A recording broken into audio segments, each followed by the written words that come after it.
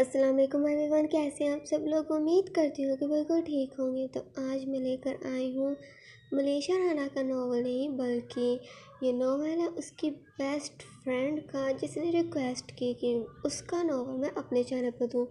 तो हम आज पढ़ेंगे जो कि बहुत ही ज़्यादा अच्छा है, आपको बहुत ही पसंद आएगा। ये नावल आप अभी के अभी ख़रीद भी सकते हैं। तो अब हम पढ़ते हैं हमारे आज वाले इस नावल के फर्स्ट एपिसोड को। उम्मीद करती हूँ कि आपको पसंद आएगा। लेकिन चैनल को सब्सक्राइब कर वीडियो को लाइक करना भी मत भूलिएगा। बेटा कहाँ पर हो? एक हफ्ता ही रह चुका है, 7 साल हो चुके हैं तुम्हें दुबई गए हुए। तुम्हारी शक्ल देखने को भी तरस चुका है तेरा ये बाप। लेकिन तुम कम से कम अभी आ जाओ, तुम्हारी कज़न की शादी है। डैड वो पूरी कोशिश कर रही थी, लेकिन एन मौके पर सारा प्लान ख़राब हो गया। फ़्लाइट की टिकट ही कैंसिल हो गई। कह रहे हैं कि एक हफ़्ता शायद और टिकट भी ना मिले। क्या महर, क्या बोल रही हो तुम? ऐसा कैसे हो सकता है?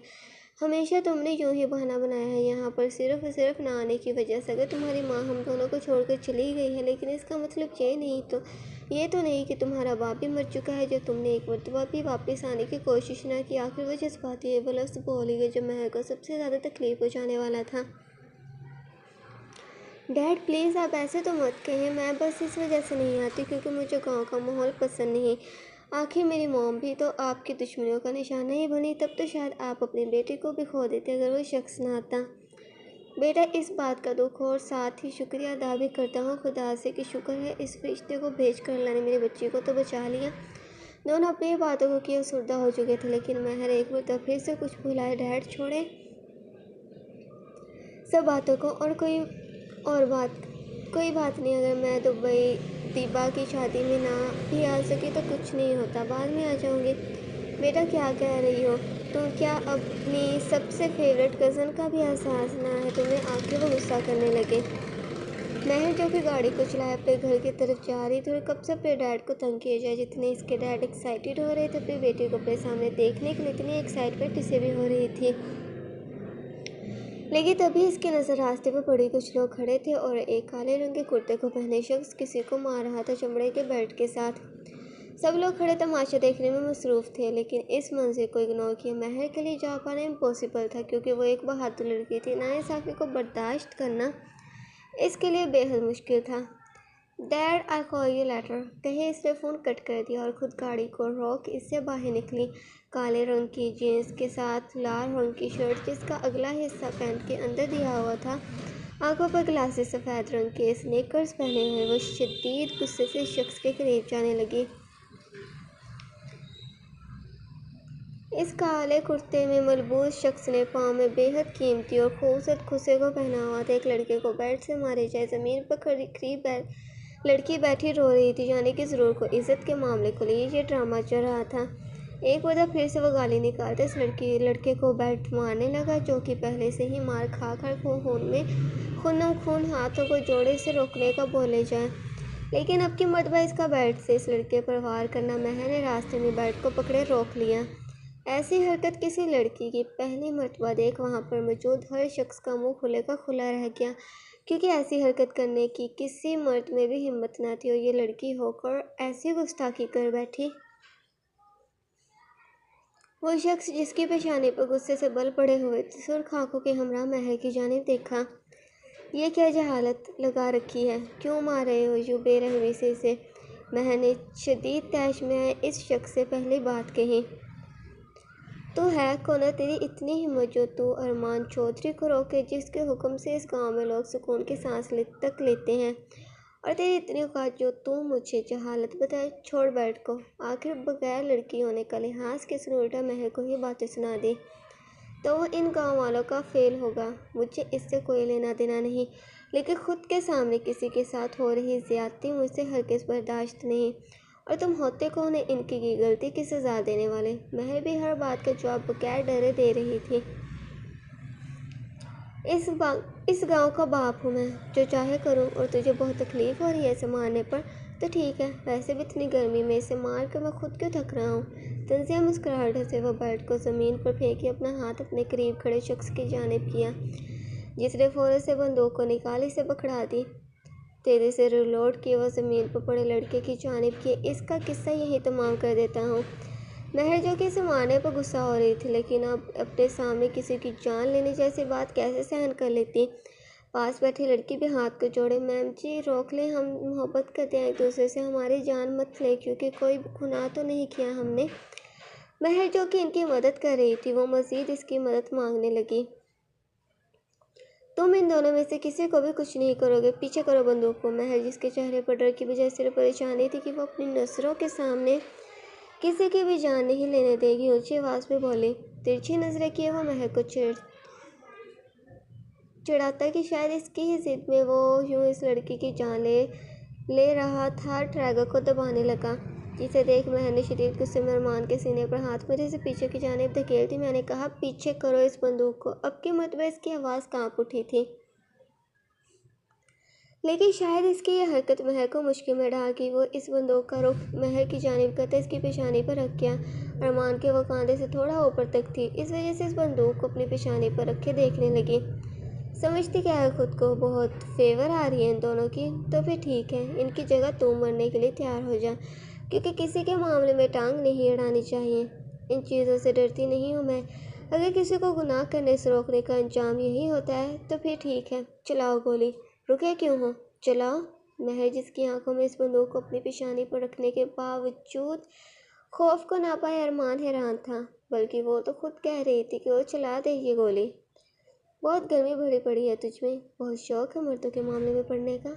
सही है, फिर तेरी और इनकी जान बख्श देता हूँ मैं, लेकिन बदले में तुझे मेरे साथ चलना होगा। मैं देखना चाहता हूँ कि आखिर कितनी गर्मी भरी पड़ी है तुझमें।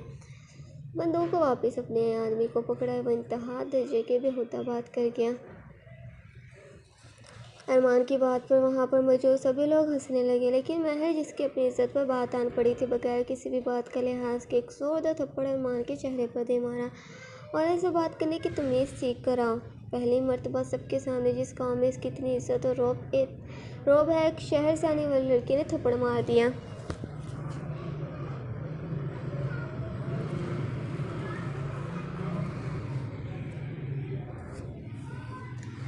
गुस्से से अरमान भी इसकी शर्ट को गिरे बांध से पकड़े। अब तो गई, बहुत शायद समझती है तो खुद को। तेरी औकात न याद करवा दे कि औरत होती तो हमेशा मर्द के नीचे ही है, और मर्द ही वो वही चीज़ है जो इसकी चीखें निकलवा देता है, और तेरे साथ भी वही करूँगा। छोड़ो मेरी शर्ट को। मैं तुम्हारे इस गाँव में रहने वाली कोई गफ्फार लड़की नहीं जो तुम कुछ भी करोगे और मैं सहन कर लूँगी। ईंट का जवाब पत्थर से देना जानती हूँ मैं। तुम जैसों की वजह से ही यहाँ पर नहीं आना चाहती थी, लेकिन मेरा दिया थप्पड़ तुम्हें हमेशा याद रहेगा। औरत से बात करने से पहले 10,000 मरतबा सोचोगे। महर अभी भी खामोश न रही थी। ठीक है, फिर अपना असली गंवारपन दिखाई देता हूँ तुझे। महर की शर्ट के फ्रंट को पकड़े अरमान से खींचता गाड़ी के पास ले जाने लगा। महर जो कि ये जानती थी तो हरगिज़ ना थी कि मामला इतना ही ज़्यादा बिगड़ जाएगा, इसी वजह से इसके हाथ पर थप्पड़ मारती खुद को छोड़ने का कहे जाए, लेकिन अरमान के इसकी शर्ट को ना छोड़ने पर आखिर वो ज़ोर से इसकी बाजू पर काट लिया, जिसके बाद से अरमान इसकी शर्ट को छोड़े अपनी बाजू को देखने लगा। महर फिलहाल बहस या कोई और ड्रामा हरगिज़ न करना चाहती थी, इसी वजह से जल्दी से भागकर अपनी गाड़ी के पास है इसमें बैठ के तेज़ स्पीड में चली गई। साहिब जी, आप क्या कर रहे थे? जानते हैं ना कि इस गांव में आपके खानदान की कितनी इज्जत है। यूँ लड़की को उठाकर अपने साथ सरेआम ले जाना, लोग क्या सोच रहे होंगे। इसका खास आदमी अरमान को याद करवाने लगा। इस लड़की की औकात देखिए, इस जैसे को सबक ऐसे ही सिखाया जाता है। और ये दोनों इस लड़के को गांव से बाहर करो। दोबारा अगर यहाँ इसकी शक्ल भी दिखी तो गोली से जवाब दिया जाएगा। जी साहिब जी, और वो आपकी शादी आज बड़े साहब ने कहा था कि वो आपके ससुराल जाएंगे। हाँ तो जाने दो, वैसे भी इनकी पसंद से ही है तो ये सब तमाशा हो रहा है, वरना ये बात तुम भी जानते हो कि फ़िलहाल मेरा शादी करने का कोई इरादा ना था, लेकिन अब्बा जी की इसकी इज़्ज़त की वजह से मुझे ये सब करना पड़ रहा है। बेशक अरमान अपने खास आदमी से अपनी शादी की बात कर रहा था, लेकिन इसकी सोच महर पर ही अटकी हुई थी। न जाने क्यों, जहाँ बेशक ये जुल्म के लिहाज से इस गाँव में मशहूर थे, लेकिन कभी भी किसी औरत के साथ गलत इसने कभी ना किया था। लेकिन आज वो महर को अपने साथ ज़बरदस्ती ले जाने लगा, जबकि इसकी तो शादी भी थी। अपने घर के बाहर गाड़ी को रोक महर पानी की बोतल उठाए पानी को पीते खुद को रिलैक्स करने की कोशिश कर रही थी। महर वो बदतमीज़ चाहे तो इंसान जो भी था, इसकी ऐसी बेहुदा हरकत का जवाब तुझे देना चाहिए था, ना कि डर कर भागना। जो भी हो, उम्मीद करती हूँ कि दोबारा कभी भी इस जैसे इंसान की शक्ल भी ना देखूँ। जब तक यहाँ पर रहूँ तब तक मुझे कुछ भी ऐसा ना दिखना चाहिए जिसके वजह से माहौल ख़राब हो। एक लंबी सांस लेती हुए दबा के गाड़ी से बाहर निकल अपने हाथ में गिफ्ट्स को पकड़े घर के अंदर जाने लगी। इस बड़े से घर के हाल में महर के वालिद इसकी इकलौती कज़न बानो के साथ महर के बारे में ही बात कर रहे थे। बानो जो कि महर के ना आने का सुन उठकर खड़ी होती।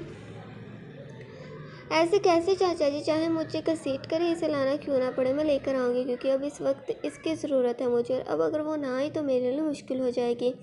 मैंने इन दोनों की बातों को सुनते हंसते हुए, अच्छा सही बात है, इस बहाने कम से कम तुम इस गांव से बाहर भी निकल जाओगी। महर की आवाज़ को सुने इसके वालिद और बानो ने चौंक कर इसकी जानिब देखा और महर को देख खुशी से खड़े होते। तुम कब आई? तुमने तो कहा था कि नहीं आ रही। मेरे प्यारे से डैड, आप इतने मासूम क्यों हैं? भला मेरी बहन इसकी शादी में मैं ना आऊँ, अब कौन सा बार बार होनी है इसकी शादी। महर शुक्र है आगे, वरना पूरी उम्र के लिए मैंने तुझसे नाराज़ हो जाना था। महर गले लगती से बताने लगी।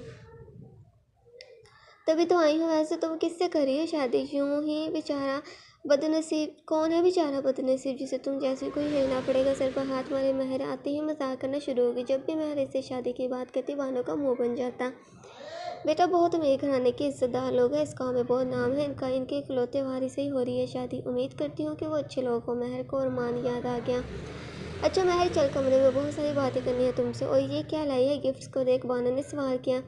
ये दुल्हन के लिए लाई हूँ, बहुत पसंद आएंगे तुम्हें, चल दिखाती हूँ। महर भी बानो के साथ कमरे में चली गई।